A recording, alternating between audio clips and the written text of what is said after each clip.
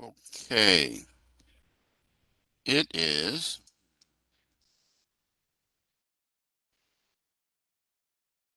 exactly 8:34 p.m.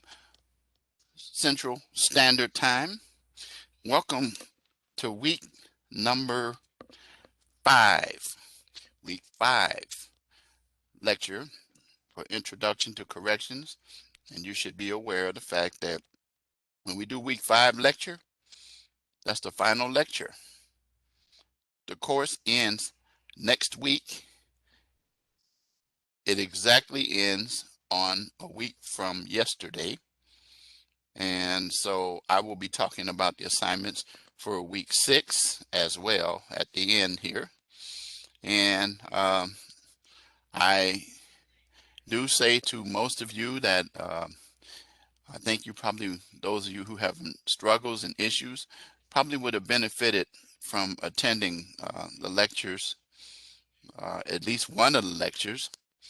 And you should remember that for future classes, especially those that I teach, because of the fact that it's the students who generally attend the lectures that get the highest number of grades, and those who not able to make it that reach out to me for questions before they submit their assignments, so that you will have the opportunity to be able to maximize your grades, because I give detailed information about each and every assignment each and every week whenever we do the lectures.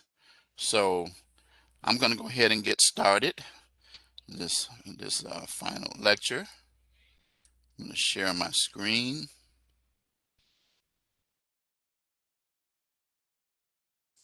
Okay, and I'm going to go to the student preview, start out.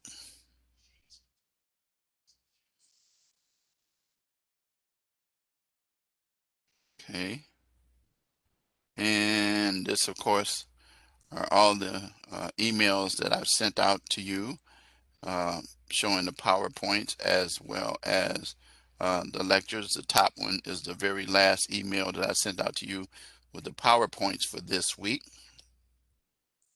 And I will be sending out the PowerPoints tonight. I will be sending out the PowerPoints, not tonight. I'll be sending them out over the weekend for week number 6. Okay. Let's look at the assignments for week 5 first. So you have a written assignment, release planning, which that along with your quiz that you know you have 3 attempts to do. And again, I've encouraged students to take the quiz after they have gone through all the materials. And then your live classroom phrase, final classroom phrase for the course right here. And I will give that to you as well. And you will see that on Saturday, your reply post is due to your discussion post for this week's sensible revocation. And your initial post, of course, was due last night, August the 3rd. And so let's take a look at the written assignment for the week.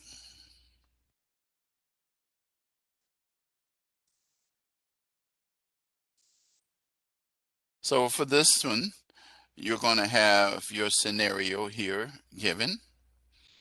And I want to make sure that you use the scenario here and the information in both of these paragraphs. And so what you're going to do for your assignment is you're going to identify 2 recommendations for the state, include specific examples for each recommendation, why you think the recommendations will be impactful to the state, explain how the recommendation is aligned with research, including R&R, TPC, and other principles, provide supporting evidence from credible sources. What does that mean? That means this again is APA, citations in the body and references at the end. Double space and make sure that you have a cover page and a reference page as well. And you know, your spelling and grammar, of course, we've already discussed that many times to be correct. And your assignment should be in one form and one form only, submitted as a Microsoft Word document. And I'm going to show you the rubric in just a few minutes. Okay, this again is due Sunday at 11:59 p.m. Central Standard Time. So let's close that out. Back, let's get out of the student preview now. And let's go to Module 5. Here is the assignment again. And here is the rubric that you're familiar with. Left to right. I told you I would pretend as if I didn't know these columns. I would focus on this column. And notice that this one requires exemplary explanation of why the two identified recommendations would be most impactful, with thorough examples. Thorough examples for each recommendation. Don't just throw something together. If you do, you end up with incomplete or confusing or basic explanations where you can be accurate, but you want to get the exemplary explanation to get your grade up to the max. Alignment of the two recommendations made to R&R, TPC, and other identified principles of correction with comprehensive credible sources. There you go there. If you have no credible sources missing, you will end up over here. If you have minimal, like one credible source, you might end up over here. If you have two or more, you might end up over here. But 3 and above, you probably would be doing pretty well with it over here in your spelling and grammar. Most time you do pretty well with that as well. And that's it for the rubric for the assignment. Any questions, feel free to reach out to me. I'll be happy to answer them for you to help you out with that. Okay. Let's take a look at the course calendar for the final time. And as you can see, this is where we are today. Your initial post was due Tuesday. And then your initial post, of course, was due Tuesday. Your reply posts due Saturday. Your live lecture, your quiz, and your written assignment due. Yeah. Notice that your final assignments for week 6 and all assignments are due on by the 10th. The initial post for week 6 and reply post will be due by this date. So you want to be aware of that. And then, of course, your quiz that you have 3 times. That's for week 6 as well. Okay, that will be due the 10th, not the 11th or any time after that. And that is it on the calendar. All right.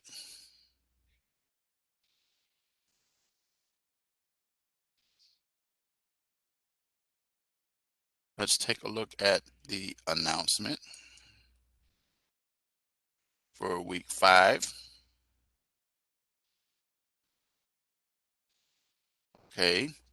And in the 5th week, you're dealing with corrections,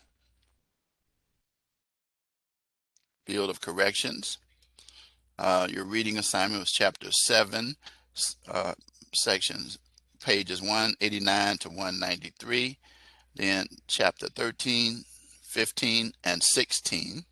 I sent you the corresponding PowerPoints and deal with the activities challenges and corrections, TPC review, and then the vocabulary review as well. Discussion assignment, sensible revocation. The deadline in the course calendar, of course, as I just shared with you, that your initial post was due yesterday and your reply post Saturday. Be sure to complete the written assignment, release planning, and the quiz. As you know, you have 3 shots at it. And that's due by this Sunday, the 8th. So then I encourage you to finish strong. And you know about my motto, adversity is the springboard to success. Okay.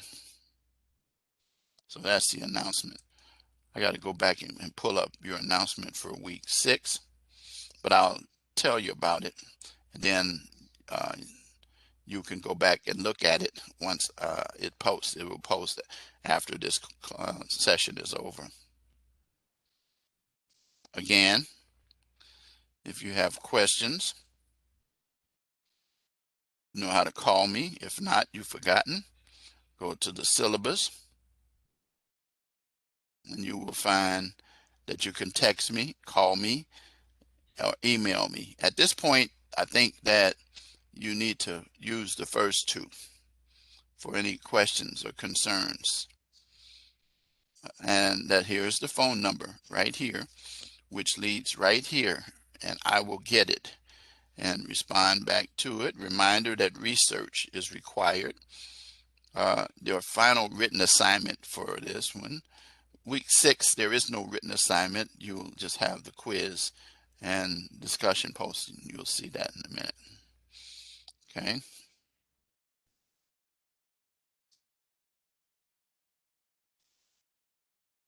Okay, let's go.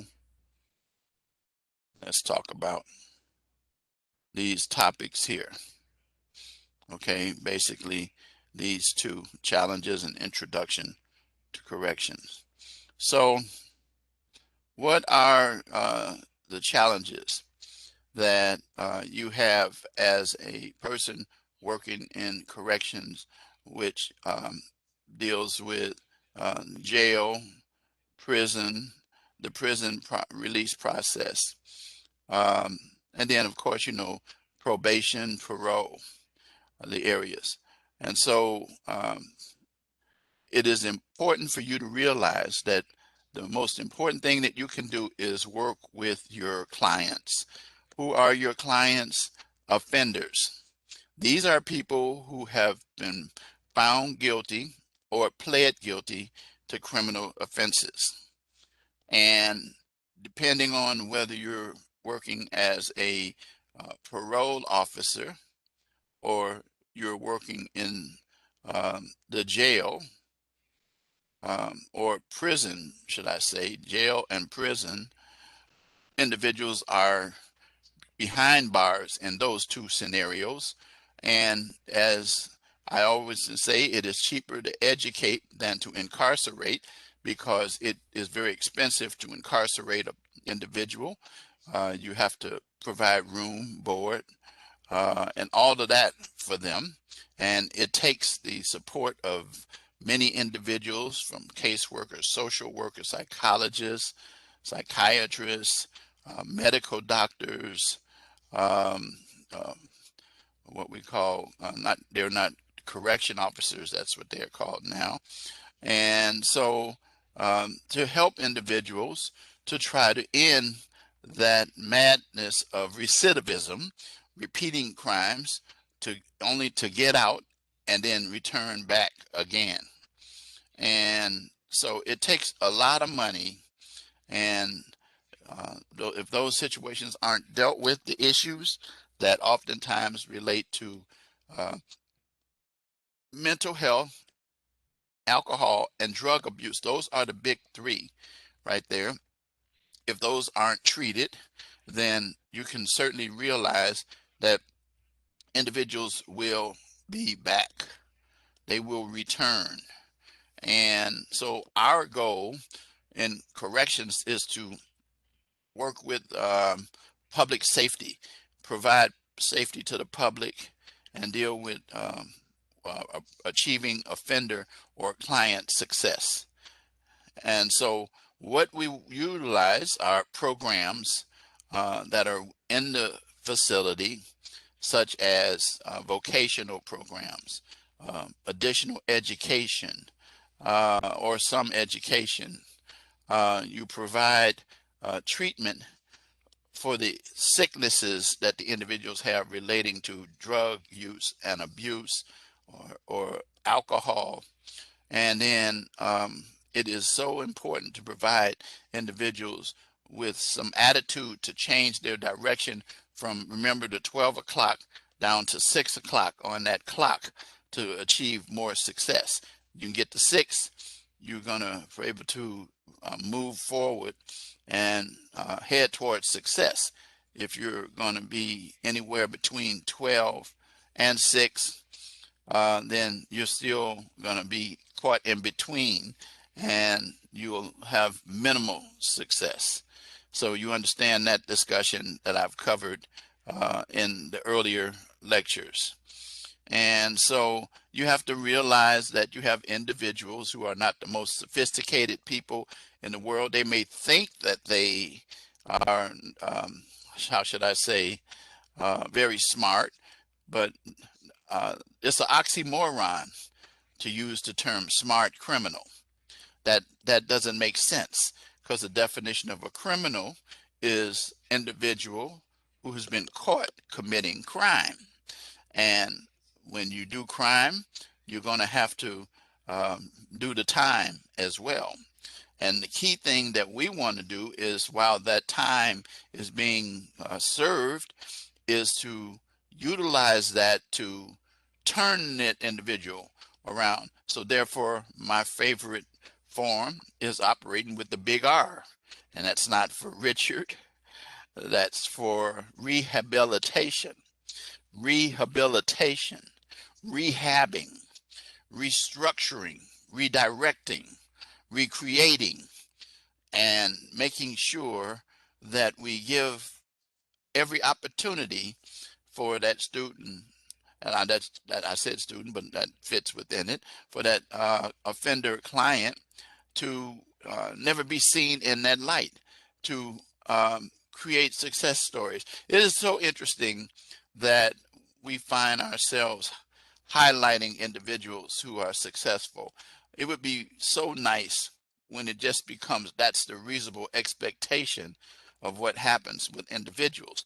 But as you should know, and I've said this before, that long sentences don't enhance the ability of offender success, because they pick up habits that were from people that maybe been in there a long time, lifers even, who have long stretches, and in order to adapt to the time period and adjust to the time period that they're incarcerated behind walls, they pick up habits that maybe even if they're wrongfully convicted. That's why if you follow the history of people who've been wrongfully convicted over long periods of time after they've been freed, quite a few find themselves back in trouble.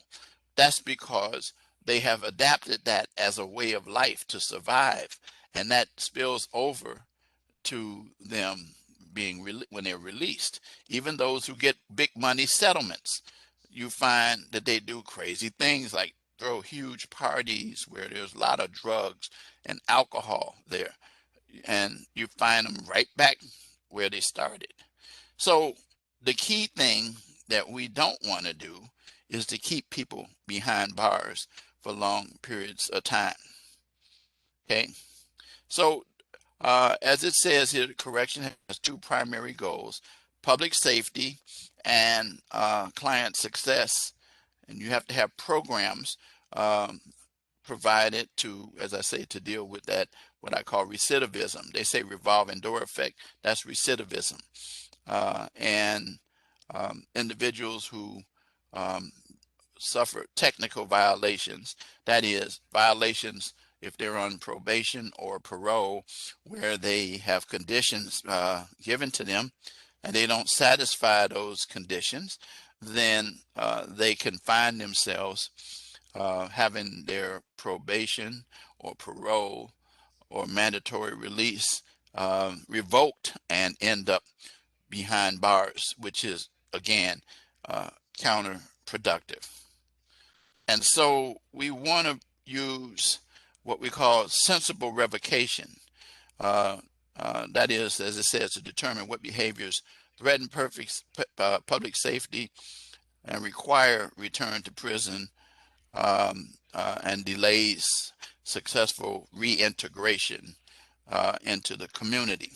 So what we want to do is, if there is a technical violation, we want to do everything we possibly can in corrections to keep them from going to jail or back to prison, those kinds of things, because of the fact that I've already laid out the problems that exist with that. Okay, so it is our challenge to you to work within the realm of the processes that you are presented uh, as a correction officer, jail officer, um, whatever your whole role is, to begin to help cure that person of this disease that they possess called crime, and protect the public and help the offender or client to be successful. Well, that's all I have to say about that particular area. It's not easy because of the fact that there's financial responsibilities that the government has in terms of providing the correct number of individuals to work in the field to be able to serve in the facilities. But just remember that when you work in this area, you're working as not a babysitter, but you're more like a social worker when it comes to dealing with your offenders and clients.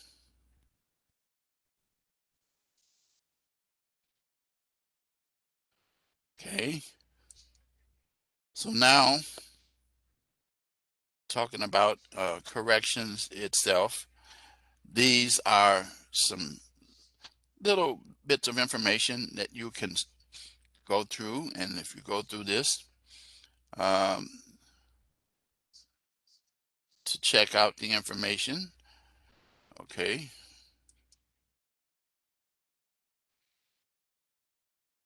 and this provides a place where you can find some information that can help you in terms of this. Now, but what I want to show you is about the overview of the challenges. So let's start with TPC review. So what is TPC from the beginning? It means what we talked about already: transition from prison to the community.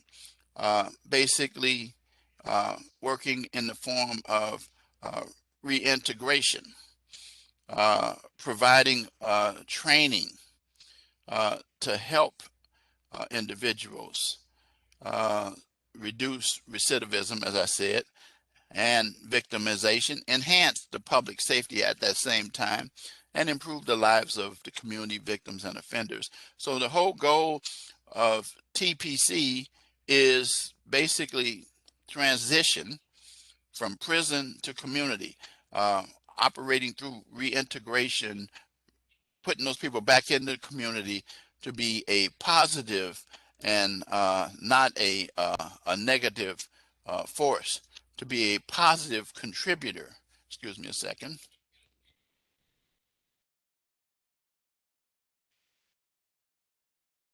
to be a positive contributor to make the world better and not more difficult.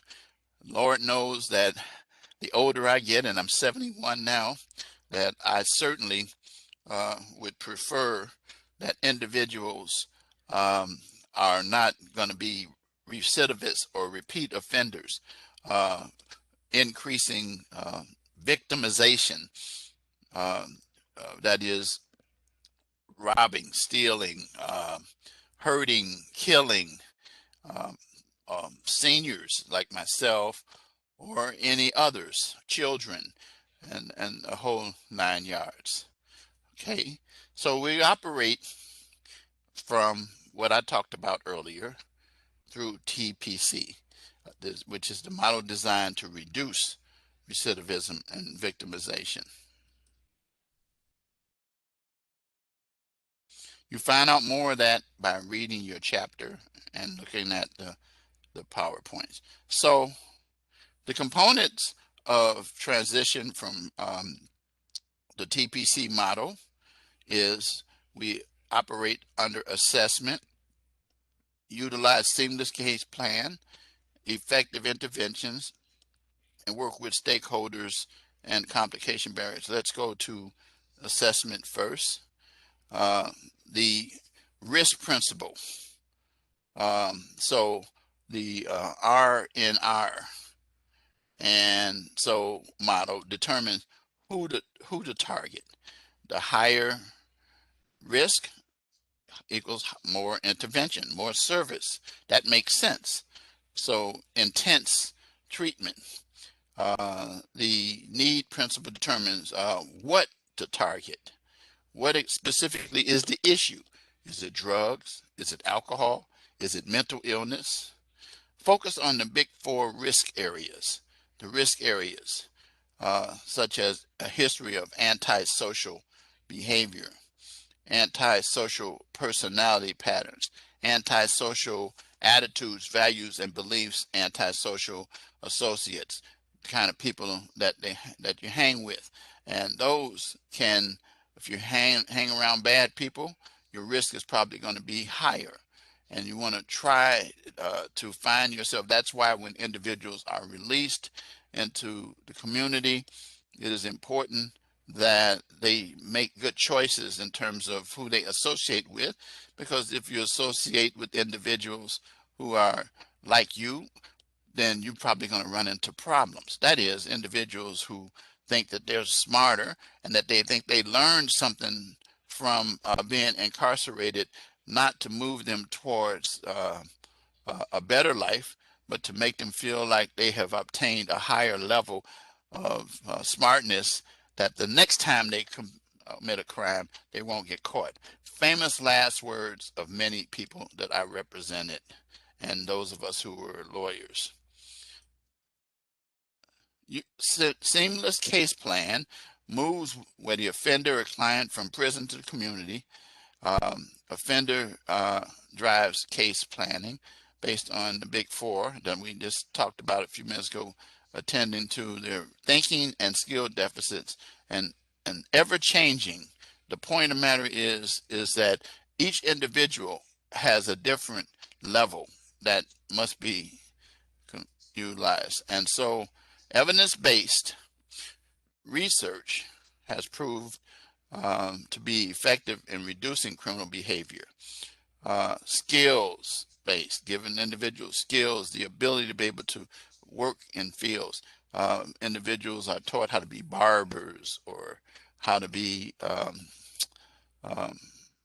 beauty specialists, carpenters, electricians, information technologists, and the full gamut. Gender, dealing with the genders, level of functioning, and so forth, the responsivity, and implement it with integrity. You need to make sure that you maintain your level of professionalism to help them and not bend down or stoop down. So what are the stakeholders? Extended families, immediate families, mentors, peers. Uh, um, and corrections need a team effort. Community, faith-based communities, churches, other religious institutions, social service agencies, organizations like NAACP, like Operation Push, um, just so many around to work to help individuals. Uh, Treatment providers understand R&R and utilize it in their programs. So we totally, it works. It's a team effort. That's what I wanted to say.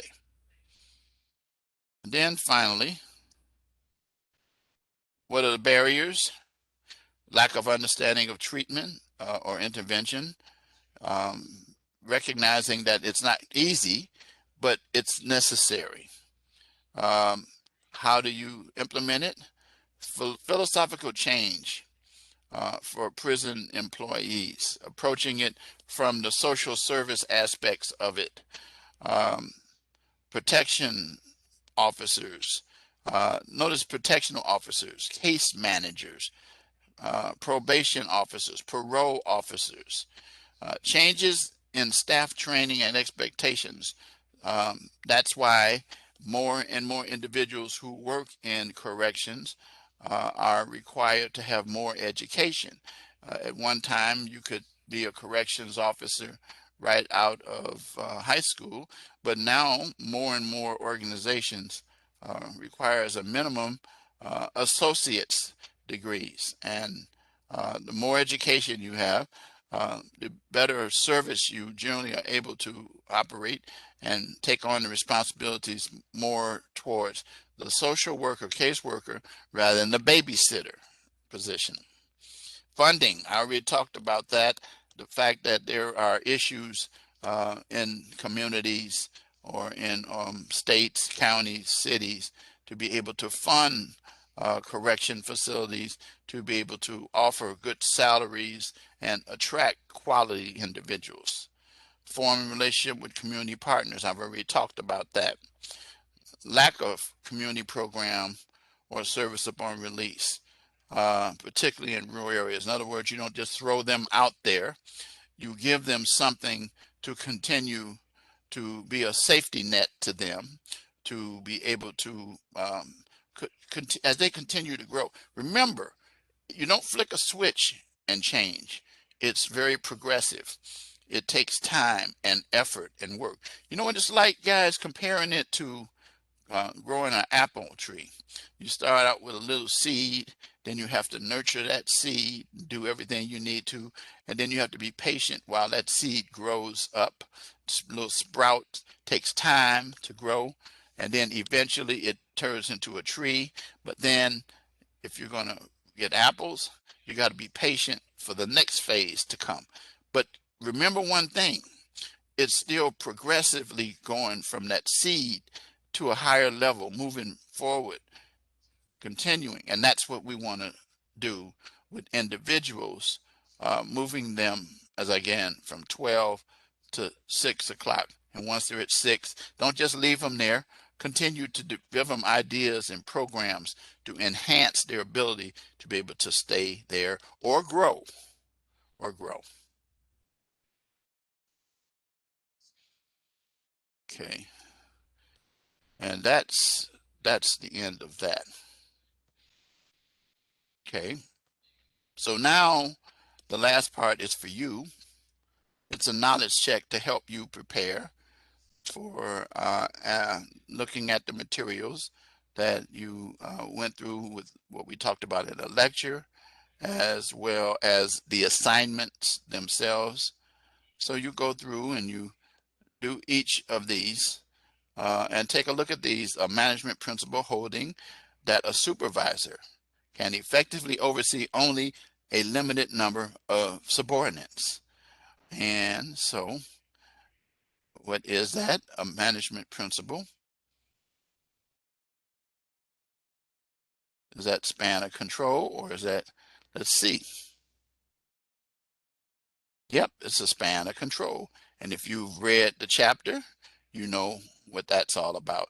And then you go to the next one. You know, a series of organizational positions in the order of authority, with each person receiving orders. And that's the chain of command, starting from the top to the bottom. Okay, so you're going to go over and you're going to study each of these to help you in terms of this.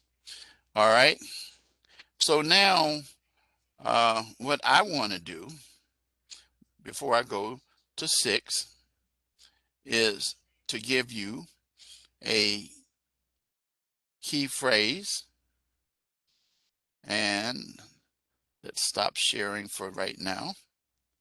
The key phrase for week 5: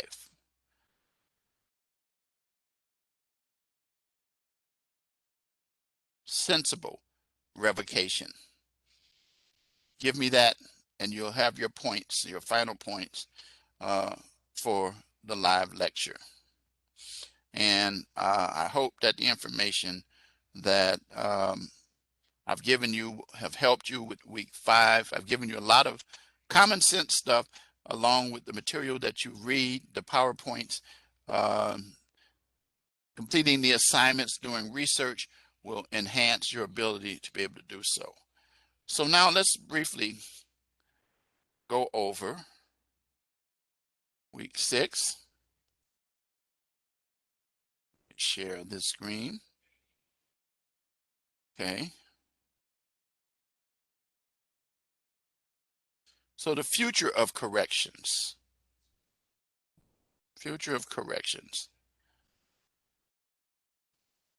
So you have your discussion post that is basically for you guys to interact. Your proposal for from your week 5 assignment that we just talked about as your initial post, and then in your reply post, providing your peers with feedback on their proposal. So you just copy and paste your proposal from week 5 assignment. That is so easy. Okay. And then in your reply, you're going to respond to each of these areas from the other person's post that you select. Explain how the criteria is placed at the level of achievement, providing at least one suggestion or question. And of course, the due dates, I already showed you. The due date is the 10th of July. I'm sorry, 10th of August. Okay. There it is, the 10th of August. All right. Then, of course, I'm not going to click on the quiz because you'll have the quiz to operate and go on, and you'll utilize that quiz to for the 3 times. That's the last exam that you take in this course. I hope that you guys have taken the time to at least do well in these quizzes. Remember, you got at least 2 chances now. 1, 2, and 3 are over. 4 is over. So you got 5 and 6 to work with. Maximize in terms of what you do there. And again, I don't have to go back to the calendar there for that. All right. So there is no live lecture for week 6. All right. So these are the things that you need to be aware of for week 6. Evidence-based practices. I'm not going to go over this because this is actually a repeat of things that we've talked about in weeks 1 to 5. And you're going to go take this material and you're going to look at these issues, the dilemmas, what your mission is. Let's go back and do that. To what the costs are, the personnel that are involved, the structure, and the methods that are used. So the mission, it says corrections lacks clear mission, primarily because there's so many clients and the volume. The methods if the mission is not clear, then the strategies won't be very clear. The structure internally in jails, prisons, probation, parole all struggle with each other. Externally, corrections represent the culmination without the capacity to control the demand. The key thing is that you do the best you possibly can to service. Personnel, main source, main resource, right kind of people to work in corrections, with the right attitudes, the ethics, professional. Remember what I talked about, educated, ethical, and professional individuals. And to motivate those individuals, usually it takes providing increased benefits to him. And the cost, as I said, is expensive.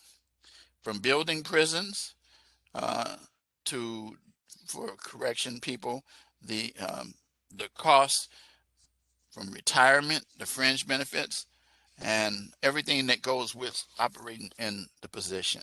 So, all right.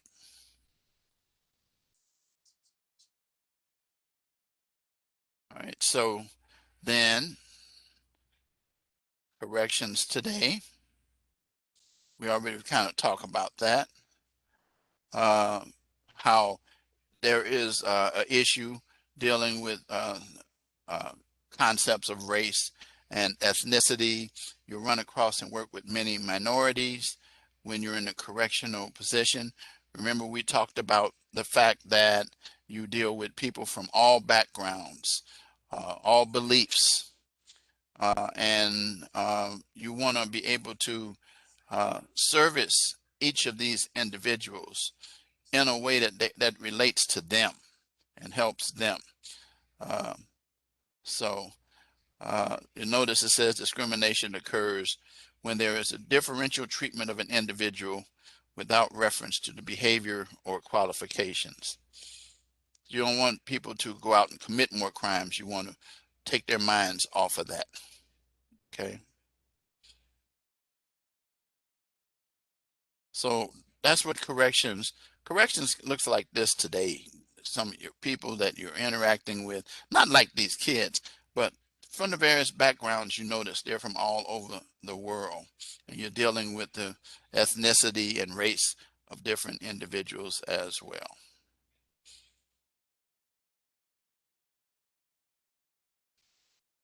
So what's the future of corrections? You look at this and you have this again after you've gone through all the material. Looking forward,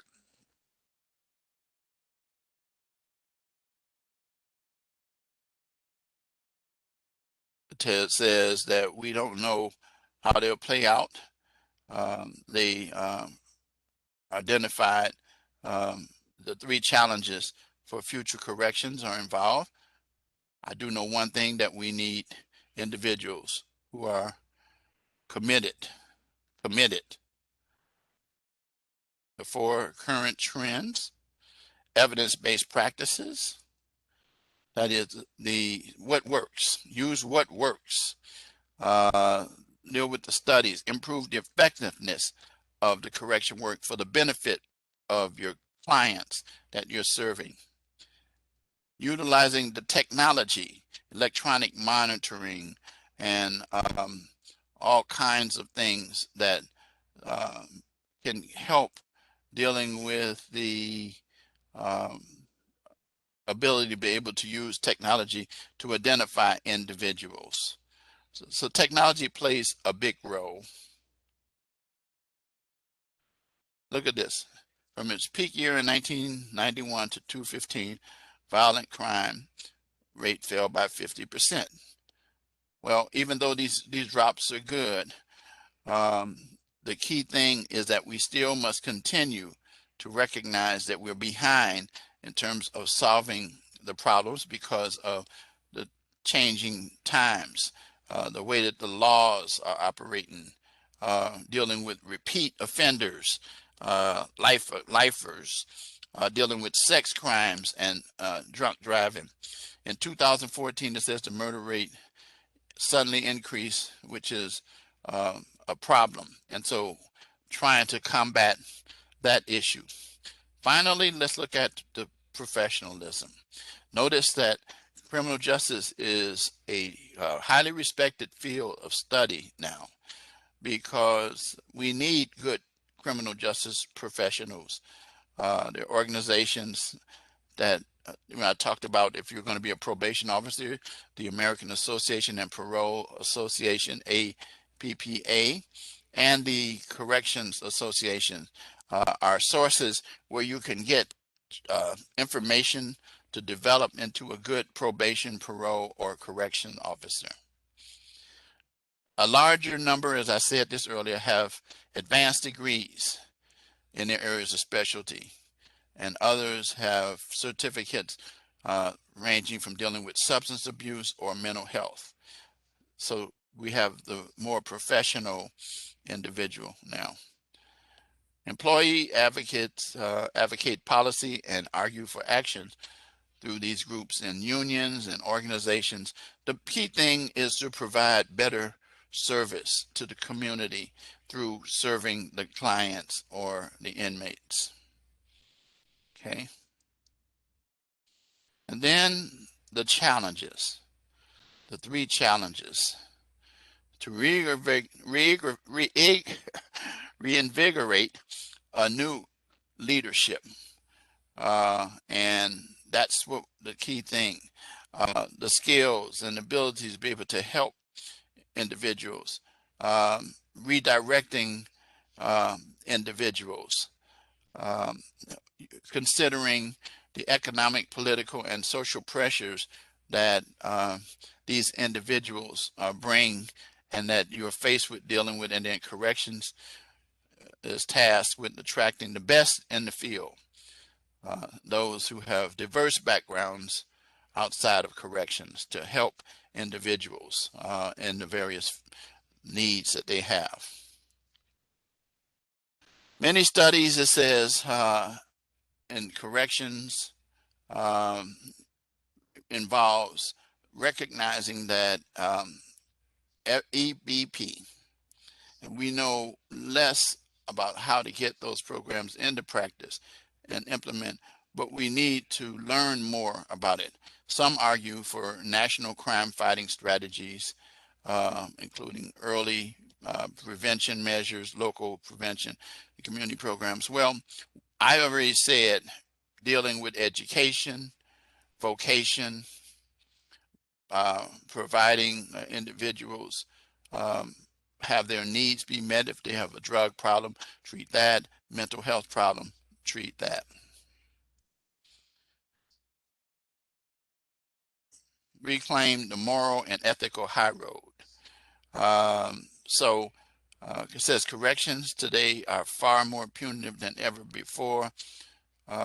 U.S. corrections are harsher than other systems of free society, including chain gangs, wearing men in jail made to wear pink and underwear. These are penalties.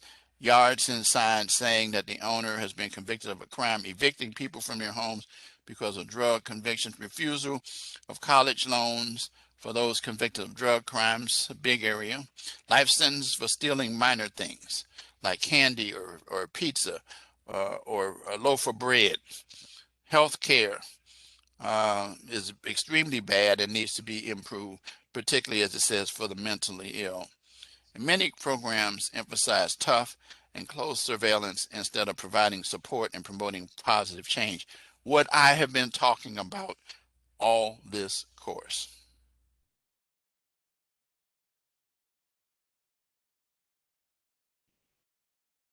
And that's the end of that. And then finally, before you take your exam, do your review for your vocabulary one time for week 6. That's for the week 6. And after you've done your reading and looked at the PowerPoints, a concept used to distinguish people to their cultural characteristics such as language, religion, and group traditions. A concept used to distinguish Is it ethnicity? Is it race, discrimination, or disparity?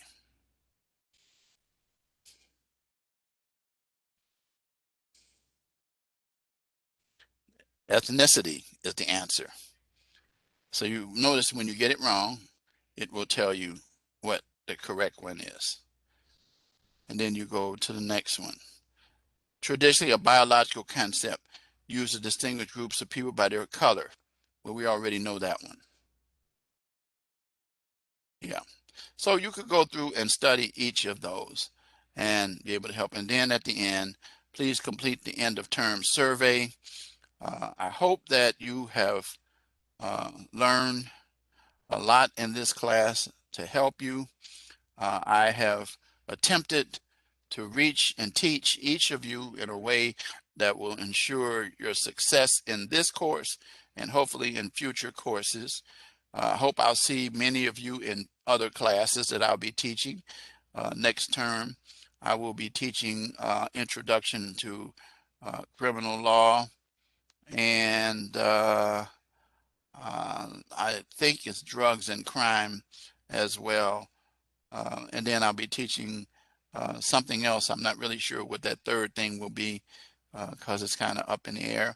But anyway, I hope I see many of you further down the road.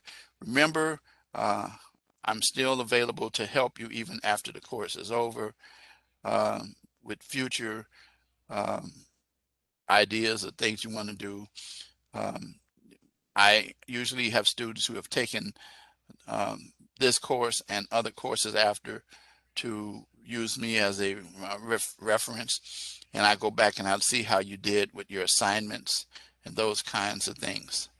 So this is not the end. This is the beginning, and I hope to see many of you further down the road. Um, enjoy your week and stay safe. And I won't say enjoy your break because there is no break. We go right into the course ends Tuesday, and Wednesday we start the new one. So I'm going to say good night to you. Hope to see you soon. Bye.